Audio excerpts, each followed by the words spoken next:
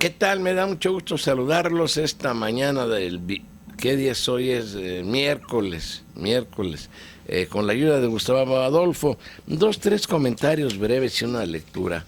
Por un lado, las declaraciones tan bárbaras del presidente de la República. Dice que él en las mañanas no se levanta pensando, perdón, dijo, ¿cómo dices?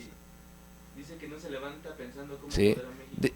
Y en algunos comentarios de la noticia sí, mencionaron. sí. ¿Y qué pasaría si sí lo hiciera? Bueno, en lo que dice Gustavo, que él no se levanta, ¿cómo pensar? No se levanta pensando cómo joder a México, y que si así fuera, pues la situación sería otra.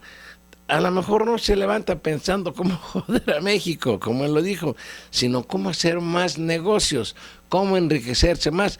No diga usted que no ha jodido a México, él le ha puesto en toda la madre, y no le quiero recordar el tema de los energéticos, por ejemplo, todas las reformas fiscales, la entrega de la riqueza, el problema de el agua para las grandes empresas, las concesiones mineras. Le ha puesto usted le ha puesto en toda la madre al país, usted y otros presidentes, pero en este caso usted, y quiero leer algo que escribe y se publica hoy en La Jornada, en la columna de Julio Hernández.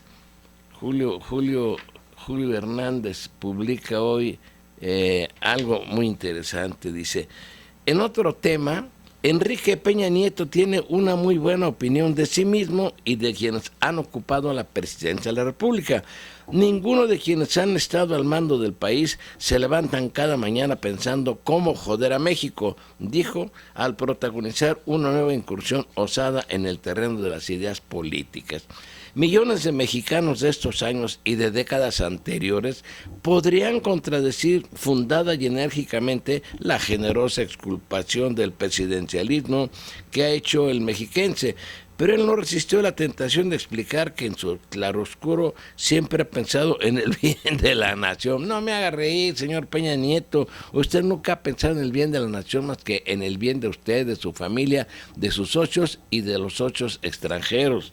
Que él mejor que nadie sabe de las fallas y errores cometidos, pero en esta tarea mi único propósito, dijo, es que a México le vaya bien. Pues sí, le va a ir muy bien, sí, le está poniendo en toda la madre.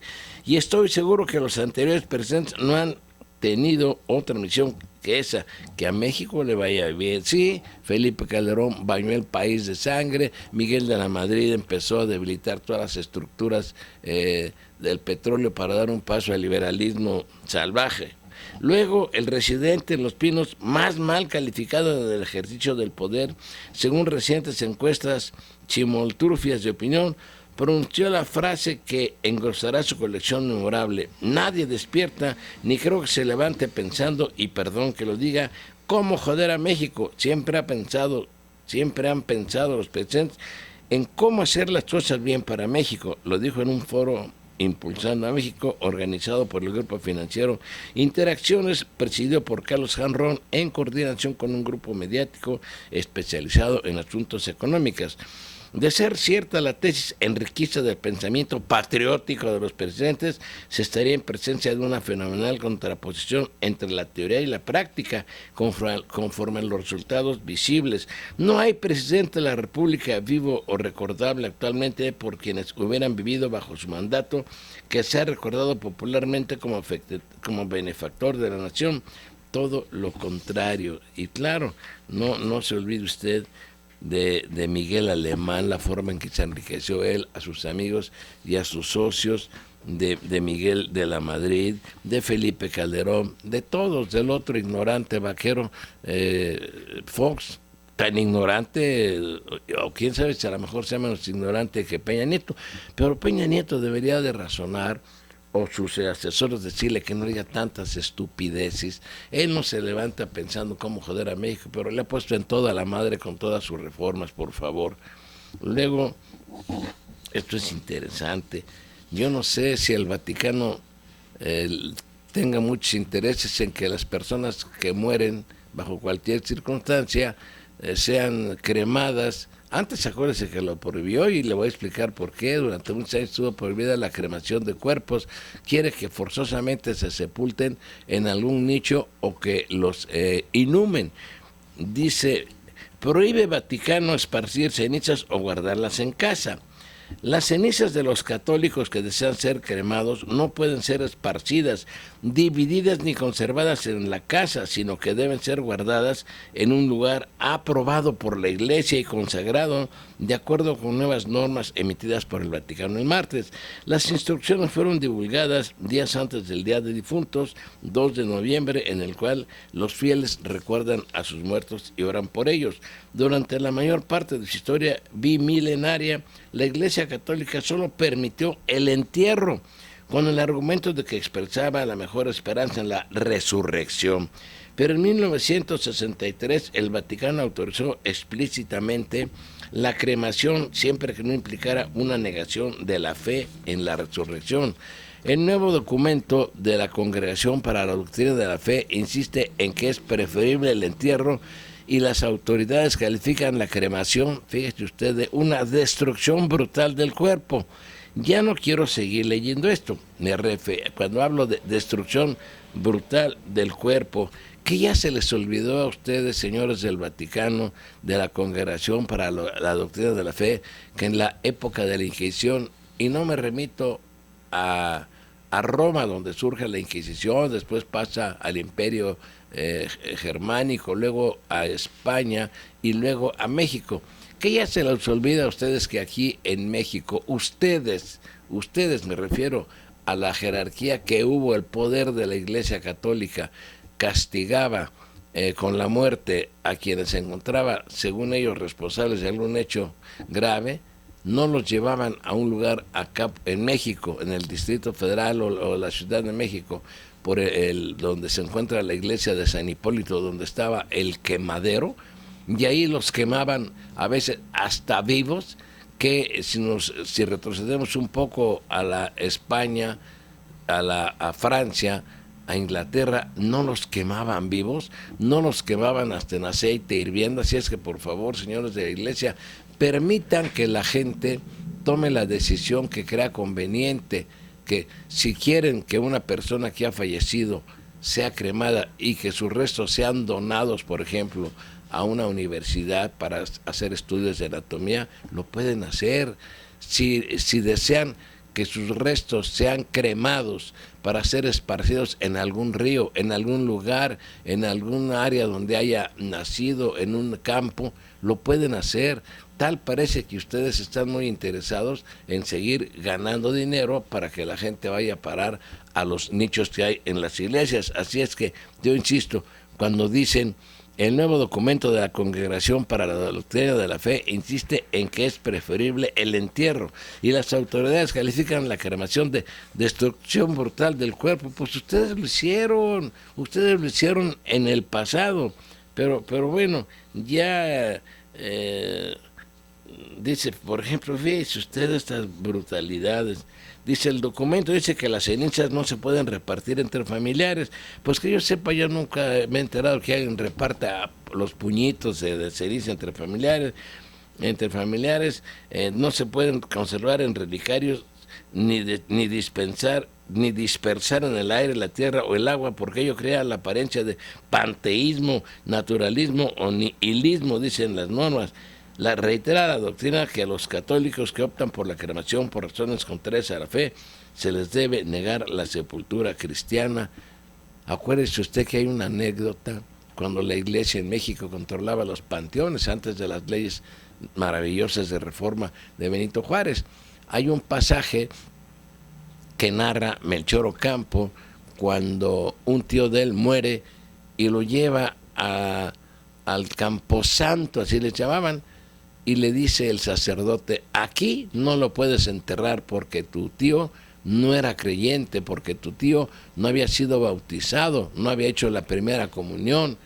Y le dice Ocampo, ¿y entonces qué hago? Pues cómetelo. Fíjese usted qué respuesta le dieron. Esto es aberrante, que a los católicos que optan por la cremación por razones contrarias a la fe, se les debe negar la sepultura cristiana. Más estupideces de estos señores, más estupideces, en lugar de preocuparse por defender al pueblo de México, en lugar de estar promoviendo manifestaciones en contra de los matrimonios igualitarios, que promuevan manifestaciones por las injusticias, por los atropellos, por los asesinatos que el ejército comete en nuestro país. El cuerpo muerto, dicen, no es propiedad privada de los parientes, es más bien un hijo de Dios que forma parte del pueblo de Dios.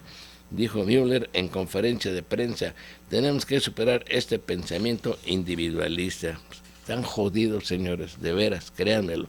Respeto desde luego a aquellos que quieran inhumar a sus seres queridos, cremarlos. Yo respeto al que quiera esparcirlos en un río, en un campo. ¿Por qué no lo han de hacer?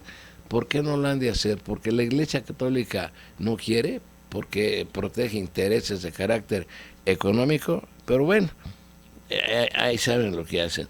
Y ya para terminar, mire, la Comisión Interamericana de Derechos Humanos anunció que estará en México del 9 al 12 de noviembre para instrumentar el mecanismo de seguimiento a la medida cautelar 409-14, emitida por el caso de los 43 jóvenes estudiantes de la Normal Rural de Ayotzinapa, desaparecidos en 2014. Yo lo único que quiero decir es que siguen protegiendo al ejército mexicano, lo siguen protegiendo porque le siguen echando la culpa, responsabilizando de la desaparición de esos jóvenes a autoridades locales, a policías locales. No quieren que se toque al ejército, simplemente por una evolución lógica.